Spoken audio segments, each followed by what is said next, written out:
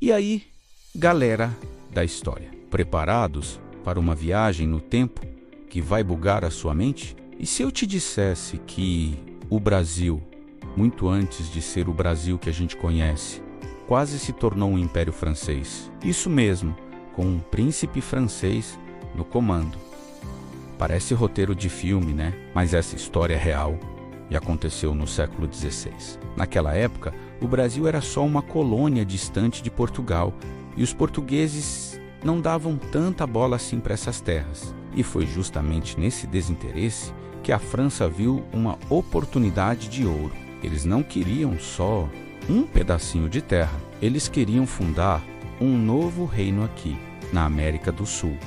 Um reino independente, governado por um nobre da corte francesa. Imagina só, a gente poderia estar falando francês agora, tomando café com croissant no café da manhã e talvez até torcendo para o Paris Saint-Germain.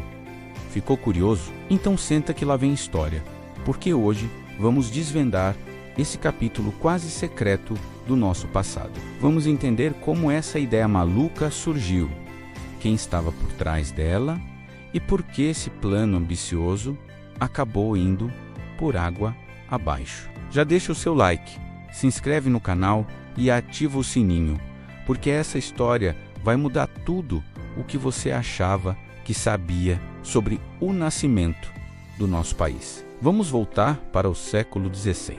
O Brasil era um território imenso, misterioso e para Portugal ainda uma grande interrogação. Eles estavam mais focados no lucrativo comércio com as Índias. E o Brasil ficava meio de lado, com algumas poucas feitorias espalhadas pela costa para explorar o pau-brasil. Era um cenário de abandono estratégico e onde tem vácuo de poder, alguém sempre tenta ocupar. E esse alguém foi a França. Os franceses já frequentavam a costa brasileira há tempos, fazendo comércio direto com os indígenas, numa relação bem diferente daquela que os portugueses estabeleciam. Eles não viam o Brasil apenas como um lugar para extrair riquezas e voltar para casa.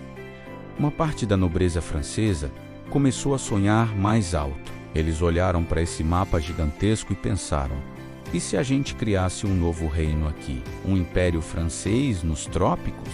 A ideia era ousada e genial ao mesmo tempo. Eles iriam aproveitar a presença tímida de Portugal para fincar raízes, estabelecer uma colônia forte e, aos poucos, transformar o Brasil na joia da coroa francesa. Não era só uma aventura de piratas e corsários, era um projeto de Estado, com apoio de gente poderosa na corte. Esse plano ficou conhecido através de duas grandes tentativas de colonização: a França Antártica, na região do Rio de Janeiro, e a França Equinocial, no Maranhão. Mas essas colônias eram apenas a ponta do iceberg.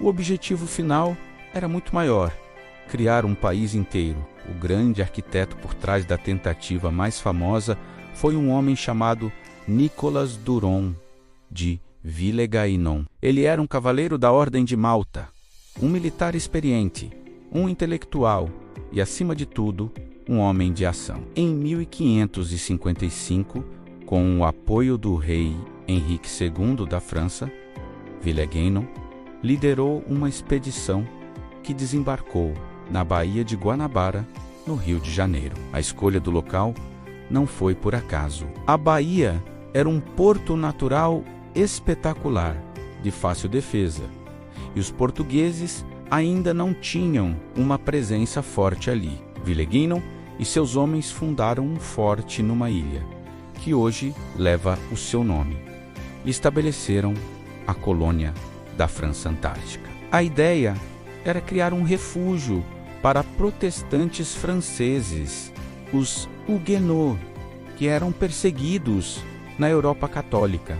Mas, nos bastidores, o plano era muito mais ambicioso. Villegaignon não era o candidato a imperador, mas sua missão era preparar o terreno. Ele deveria criar uma base sólida, uma administração funcional e fortalecer as alianças com os povos indígenas locais, como os tamoios, que já eram parceiros comerciais dos franceses e inimigos dos portugueses. A estratégia era clara: construir a fundação para que no futuro um príncipe de sangue real francês pudesse vir e assumir o trono desse novo reino. Era um xeque-mate geopolítico contra Portugal. No início, tudo parecia dar certo para os franceses no Rio de Janeiro. Eles construíram suas fortificações, iniciaram plantações e fortaleceram os laços com os tamoios. A colônia, batizada de Henriville em homenagem ao rei francês,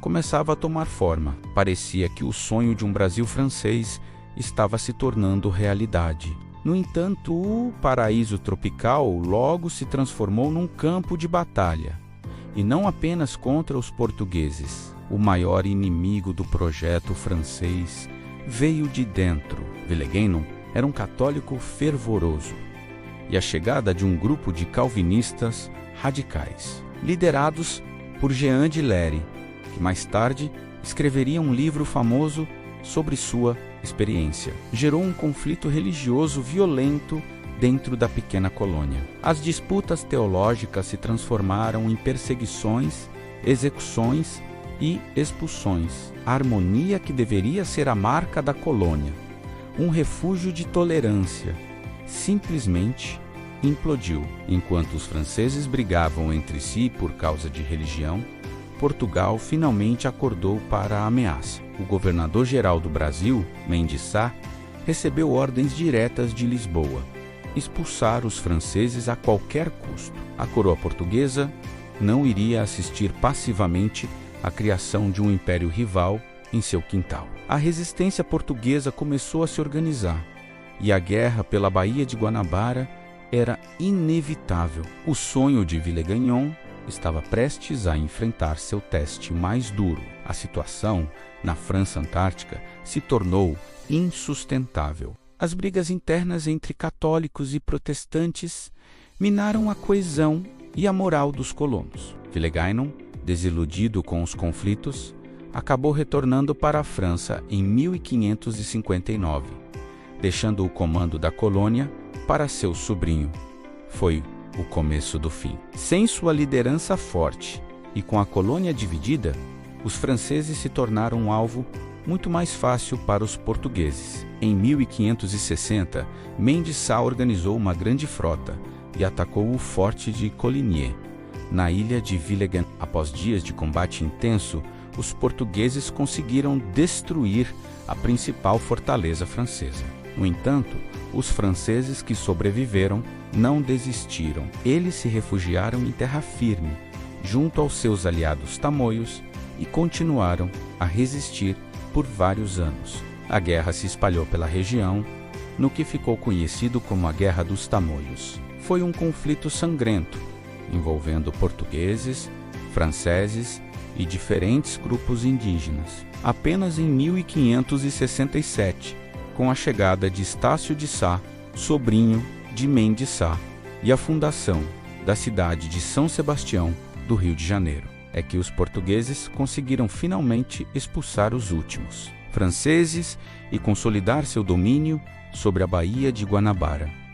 O sonho da França Antártica havia chegado ao fim. O plano de ter um príncipe francês governando a partir do Rio de Janeiro tinha desmoronado completamente. Mas a ambição francesa não morreu com a derrota no Rio de Janeiro. Algumas décadas depois, eles tentaram de novo, dessa vez mais ao norte. Em 1612, uma nova expedição francesa liderada por Daniel de La Touche, senhor de La Ravardieres, chegou à região do atual Maranhão. Eles fundaram a cidade de São Luís, nomeada em homenagem ao rei Luís XIII da França, e estabeleceram a colônia da França Equinocial. O plano era semelhante: criar uma base, estabelecer alianças com os indígenas locais, os tupinambás, e expandir a influência francesa na América do Sul.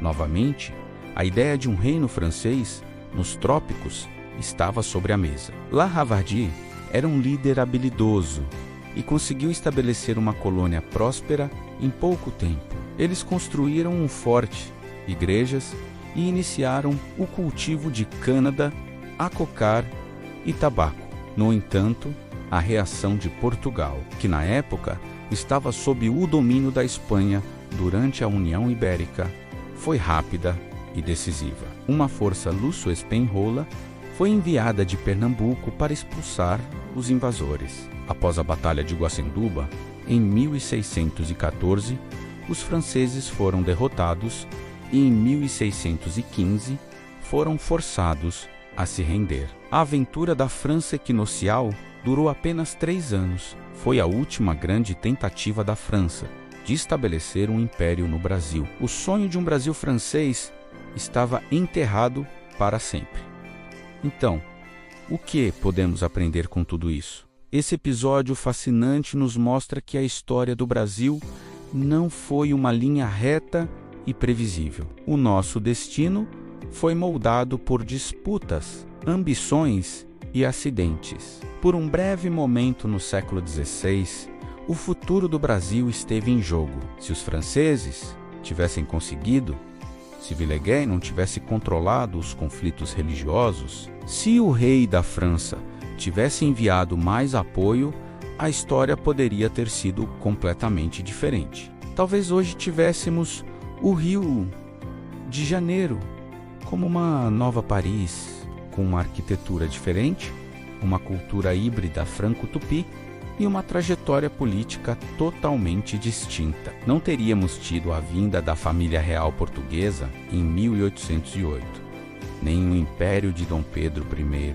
Seríamos outro país. A história da França Antártica e Equinocial é um grande "e se" da nossa formação. É um lembrete de que a identidade de uma nação é construída sobre vitórias, derrotas e principalmente sobre os caminhos que não foram seguidos. Embora o plano tenha falhado, a presença francesa deixou marcas, seja no nome de cidades, como São Luís, na influência sobre povos indígenas, ou simplesmente nesta história incrível que nos faz pensar sobre os rumos que o Brasil quase tomou. E aí, gostou de conhecer esse capítulo quase esquecido da nossa história? É impressionante pensar como as coisas poderiam ter sido diferentes, não é? A história está cheia dessas reviravoltas e projetos audaciosos que quase deram certo.